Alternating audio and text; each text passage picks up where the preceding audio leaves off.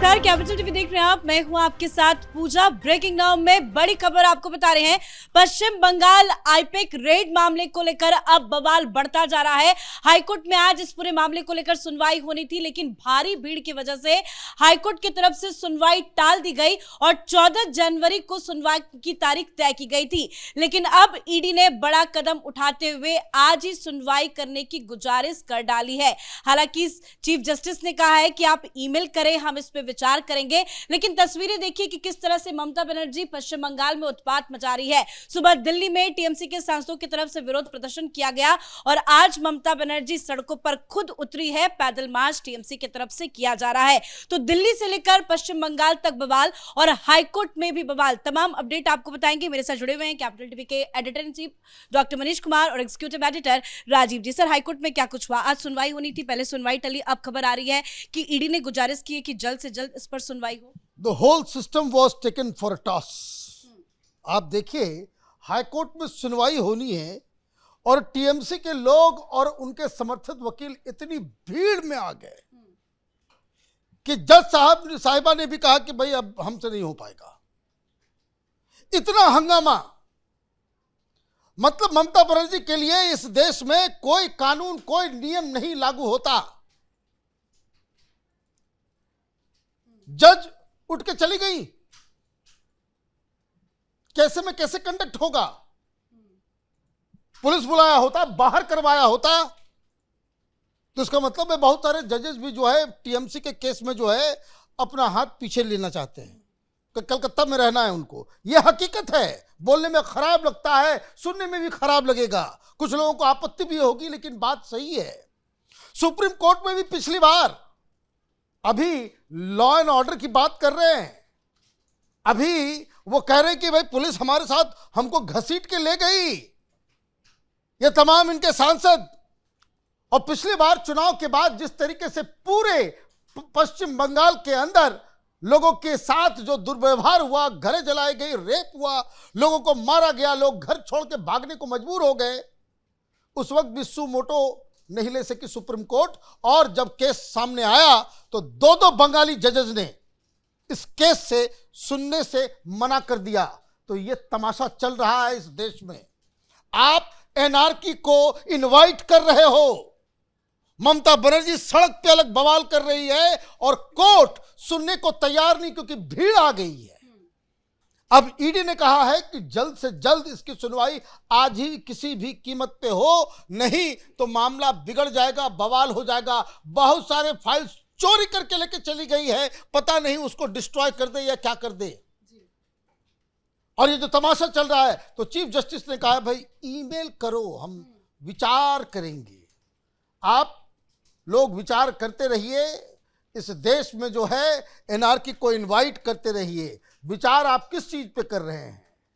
किस देश में अराजकता जो है वो लेकर के आ जाए? ये तमाशा जो है इस देश के लिए बहुत महंगा साबित होने वाला है। ईडी ने मांग भी की है कि इस पे सीबीआई की जांच हो, लेकिन सर कल ही ये तय हो चुका था कि आज 2:30 बजे हाईकोर्ट इस पूरे मसले पे सुनवाई करेगा। और इतना हॉट टॉपिक, इतना मुद्दा अहम हो गया है कि बाहर पुलिस बल की तैनाती क्यों नहीं थी? ये तो पता ही था कि आज सुनवाई होगी, बवाल होगा। पुलिस का क्या कर रही थी कलकत्ता पुलिस? देखिए, पुलिस किसके हाथों में है? ये पश्चिम बंगाल की पुलिस है, ये केंद्र की पुलिस नहीं है। अगर केंद्रीय फोर्स वहां तैनात होता तो क्या पश्चिम बंगाल में कोलकाता बार एसोसिएशन में बैठे टीएमसी के वकील वहां पर जाकर ये हंगामा करते? और वही जुडिशियल सिस्टम जहां अर्जेंट हियरिंग के मसले जब आते हैं तो ऐसी स्थितियों में सुप्रीम कोर्ट का दरवाजा रात के 12 बजे खुलता है। नहीं, इससे बहुत बड़ी परेशानी हो जाएगी। एक दिन में 3 बेंच बैठते हैं, और वो भी तिस्ता सितलवार जैसे व्यक्ति, एक महिला जो कॉन्स्पिरेटर है, जिसके खिलाफ एसआईटी की जांच में यह साफ तौर पर कहा गया अहमद पटेल से पैसा लेकर मोदी, जो उस समय गुजरात के मुख्यमंत्री हुआ करते थे, उनको फ्रेम करने की कोशिश की गई। और गुजरात हाई कोर्ट ने उनकी जमानत याचिका रद्द कर दी। सुप्रीम कोर्ट में आने पर क्या हुआ? 2 जजों की बेंच। जब फैसला नहीं हुआ तो रात में 9 बजे 3 जजों की बेंच, मतलब एक दिन भी वो जेल के अंदर नहीं जा सकती है। अर्जेंट सुनवाई। जैसे ही वक्फ बोर्ड का मसला आया, बिल पारित नहीं हुआ है, सुप्रीम कोर्ट में चले गए, सुनवाई के लिए तैयार हो जाएंगे। अर्जेंट मामले क्या सुप्रीम कोर्ट, हाई कोर्ट में बैठे हुए जजों को नहीं दिखता कि पश्चिम बंगाल में एक ईडी की छापेमारी होती है और उस छापेमारी के बाद वहां पर हंगामा शुरू हो जाता है? कौन से ऐसे स्टेट हैं जहां के चीफ मिनिस्टर अपने पूरे पुलिस बल के साथ पहुंच जाए और ईडी की अधिकारियों से वो फाइल छीन कर ले जाए जो कि सबूत में काम आ सकता है? तो ये मामला तो अभी यहां खत्म नहीं होगा। इन लोगों ने एक तरीका डेवलप किया है रोस्टर का, और उसके लिए इन लोगों ने कहा है कि ईमेल के माध्यम से आप अपने मामले की सुनवाई के लिए बात रखें, और उसके बाद ये जो कॉलेजियम में बैठे जज होते हैं, ये जज तय करते हैं कि मामले की सुनवाई अभी होगी, रात में होगी, सुबह में होगी, 2 दिन के बाद होगी। अब ये ईडी ने जो दावे किए हैं कि अगर इसके ऊपर अर्जेंट सुनवाई नहीं होती है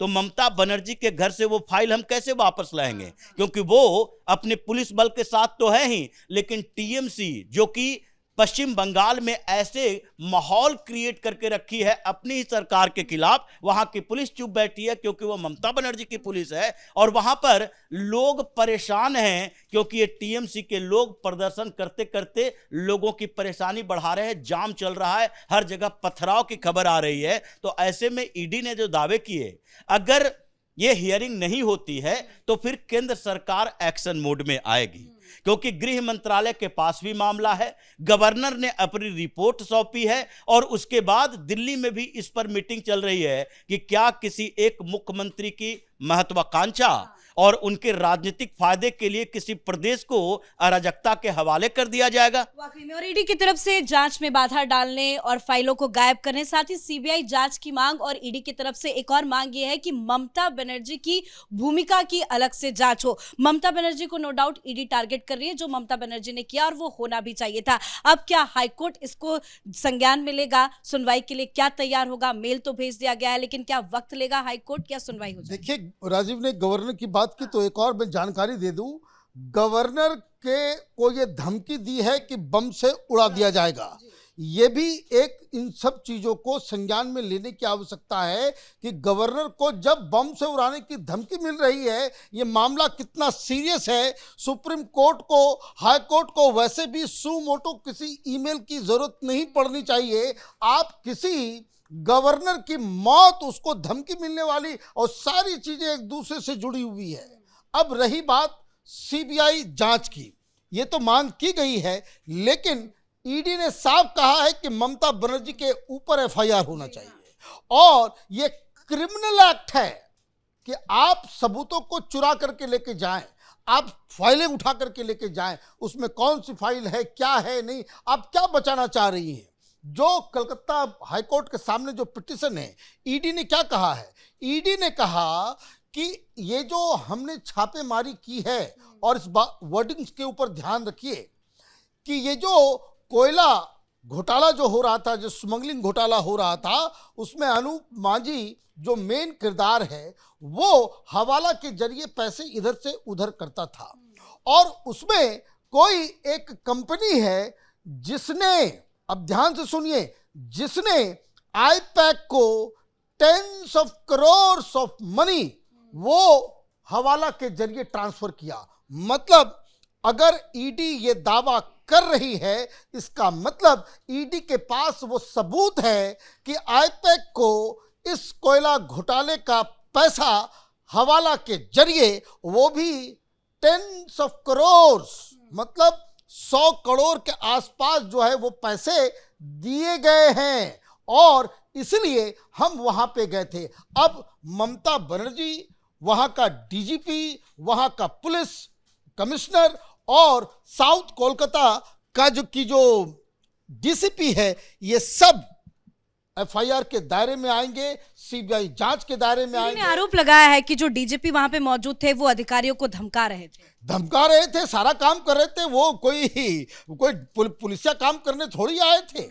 अब सवाल ये है कि जिस तरह की धाराएं की बात हो रही है, इसलिए सब लोग कन्नी इसलिए कटा रहे हैं क्योंकि इन केसेस में सबूत लेकर के भागने, सबूत की चोरी और सरकारी रेड को रोकने की, इन सब में सीधे सीधे गिरफ्तारी है। राजेश सर, कल हमने देखा जब रेड की कार्रवाई हुई तो उसके बाद टीएमसी की तरफ से पैदल मार्च निकाला गया। सुबह सुबह गृह मंत्रालय के आवास के बाहर टीएमसी के सांसद धरना देने के लिए पहुंच जाते हैं, वहां पे भी जमकर बवाल हुआ और अब सड़क पर ममता बनर्जी खुद उतरी है। हालांकि भीड़ भी काफी ज्यादा नजर आ रही है, क्या कोई प्रेशर क्रिएट करने की कोशिश है ये? देखिए, प्रेशर तो क्रिएट कर चुकी है, ये जुडिशियरी के ऊपर प्रेशर क्रिएट कर चुकी है, सेंट्रल गवर्नमेंट के ऊपर भी प्रेशर ही है, क्योंकि इतने के बावजूद अगर केंद्र सरकार की तरफ से कोई ज्यादा बड़ा एक्शन नहीं लिया जा रहा है तो ये प्रेशर पॉलिटिक्स ही है। लेकिन ईडी उस प्रेशर में आने वाली नहीं है।